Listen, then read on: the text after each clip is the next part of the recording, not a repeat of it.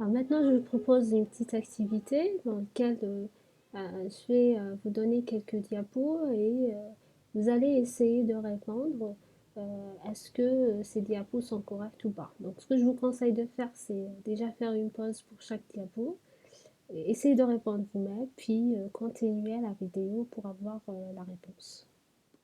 Alors la première diapo, donc cette diapo n'est pas correcte. Pourquoi? Parce que déjà il y a la couleur du fond qui est assez foncée, que ça peut influencer la lisibilité du texte. Il ne faut pas penser uniquement aux personnes qui sont assises proches de votre projecteur, ou ils peuvent être à la fin de la salle d'un amphi, donc ils peuvent à ne pas bien visualiser votre diapo. Donc il faut éviter, il faut faire un fond qui est plutôt euh, blanc. Alors le reste, il y a des points, donc c'est pas trop chargé. Le titre il est en gras, c'est pas grave, d'accord.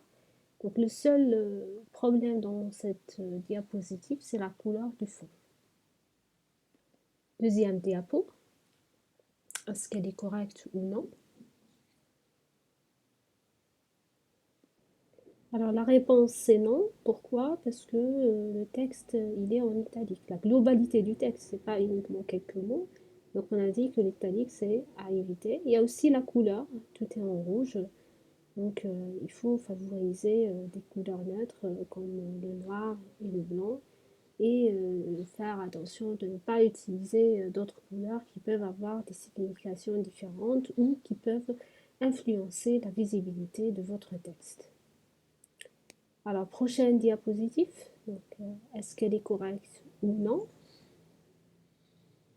Alors, la réponse, c'est non. Pourquoi? Alors, on n'a pas des points, on a des paragraphes. Alors, sauf si un seul paragraphe, c'est une définition d'une méthode ou d'une approche ou un outil, etc. C'est-à-dire, on ne peut pas la diviser en points. Là, c'est OK. Mais si c'est juste des propos que je suis en train de discuter, des points, donc il faut éviter le paragraphe. Alors, qu'est-ce que je fais si je suis obligée de dire certains éléments qui se trouvent dans le paragraphe? Il faut le couper, c'est-à-dire de le transformer en un ensemble de phrases. Alors, diapositive suivante, est-ce qu'elle est correcte? La réponse peut vous surprendre, mais c'est oui. Alors, le fait de faire juste une image dans une diapo, c'est une technique pour capter l'attention de votre public. C'est-à-dire, quand je mets une image, il n'y a pas de texte, donc il y a tout le monde qui vont vous regarder pour attendre qu'est-ce que vous allez dire. C'est quoi votre explication de cette image? Donc c'est parmi les techniques qu'on va voir après aussi, c'est le fait de pouvoir capter l'attention de votre public durant la présentation. Une autre diapositive. Donc pareil, vous dites est-ce qu'elle est correcte? Non, et pourquoi? Alors la réponse est non. Pourquoi? Parce qu'on a un texte qui est complètement en gras, donc on a dit que c'est à éviter. On peut utiliser le gras uniquement pour quelques mots, mais pas pour toute votre diapositive. Et le deuxième point, c'est que on a un changement de taille de police, donc par rapport au premier point et les points restants. Alors concernant le titre, il est en gras, mais ça, ce n'est pas une erreur. On peut très bien faire tous les titres de notre présentation, des différents diapos en style gras. Mais le souci, c'est le contenu de votre diapositive. Alors, diapositive suivante. Donc, pareil, vous dites si elle est correcte ou non et pourquoi.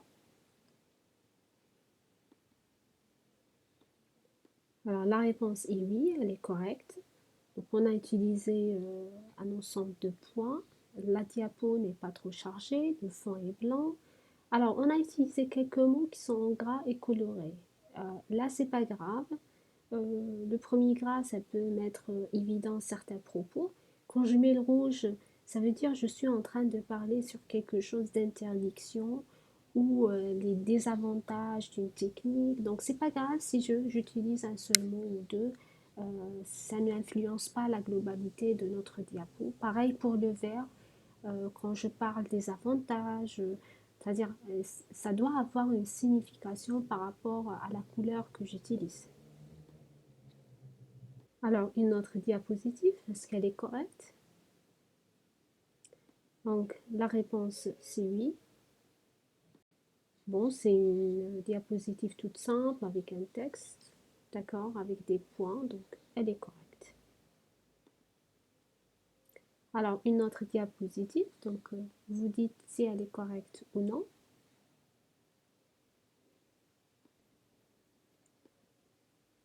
Alors, la réponse c'est non. Pourquoi? Parce que votre diapositive, elle est trop chargée en termes d'informations. Là, on voit des images avec, on parle de quelque chose et ensuite des statistiques. Donc, il y a un mélange d'idées. Donc, on a dit il y a une idée par diapo. Donc, il faut éviter cette diapo, elle se fait en deux, peut-être ou trois autres diapos et non pas en une seule.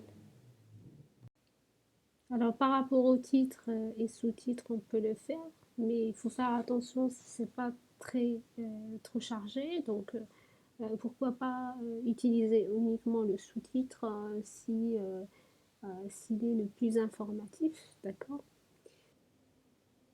Alors, une autre diapositive. Donc, pareil, vous dites si elle est correcte. Bon, la réponse est oui. Alors, c'est comme l'idée de faire une image, uniquement une image dans une diapo. Donc, poser directement une question, c'est une manière de capter l'attention. Donc, quand vous posez directement la question, vous allez après regarder votre public et leur discuter cette question. Donc, c'est une façon de capter l'attention. Après, là, il faut faire attention, côté oral, il faut bien maîtriser le discours quand vous faites des diapos, ce genre de diapos. Donc, on le fait si on est capable de maîtriser le discours qui suivra. Donc, on arrive à la fin de l'activité. Donc, maintenant, ce qu'on va voir, c'est euh, donc, on a vu donc comment faire une présentation professionnelle d'une manière générale. Donc, ce qu'il faut faire et ce qu'il faut éviter. Euh, Maintenant, on va parler sur le contenu de votre présentation, euh, de soutenance de licence ou master. Alors, en termes de contenu de votre présentation de projet de fin d'études, donc elle doit refléter le contenu de votre rapport, c'est-à-dire si vous ne trouvez pas d'idée sur qu'est-ce que je dois mettre dans les diapos, il suffit d'ouvrir votre mémoire et suivre différents éléments que vous les avez déjà rédigés pour pouvoir vous inspirer quels sont les points les plus importants à présenter qui vont résumer en fait votre expérience et votre travail. Alors l'idée, c'est de donner uniquement une synthèse, résumer votre expérience. Des fois, on n'a pas le temps. Si vous avez uniquement 5 minutes ou 10 minutes de présentation, vous ne pouvez pas tout dire. Donc, il ne faut pas tomber sur cette erreur de vouloir tout dire alors que vous n'avez pas le temps. Donc, il faut synthétiser, aller à l'essentiel et présenter les éléments qui vont valoriser le plus votre travail. Alors, je donne l'exemple de licence master. D'accord. Pour licence, généralement, vous n'avez pas beaucoup de temps. Il faut se concentrer sur, en informatique, sur la présentation de votre application et le résultat trouvé. On n'a pas beaucoup de temps pour présenter la théorie, l'explication de l'outil utilisé, etc. C'est pas la peine. Mais en master, ce qui nous intéresse en plus dans un projet de master pour la présentation, c'est la partie recherche et la proposition scientifique que vous avez fait. C'est-à-dire discuter ce que vous avez pu faire par rapport à l'état de l'art, les résultats que vous avez trouvés, etc. Alors pour le plan de la présentation en licence, là vous êtes libre il n'y a pas un modèle unique, hein. Là je vous donne juste un exemple très simple, vous pouvez suivre. Euh, alors déjà on commence toujours par une introduction, il ne faut jamais l'oublier, dans lesquelles on va proposer, présenter contexte et motivation. Ensuite, deuxième point, on va parler des objectifs ou l'objectif de votre projet et le cahier de charge.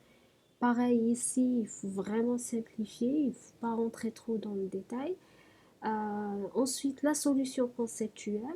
Si vous pouvez faire au moins un diagramme UML ou MERIS, c'est-à-dire à travers juste des schémas, des figures qu'on peut expliquer le schéma global de votre application.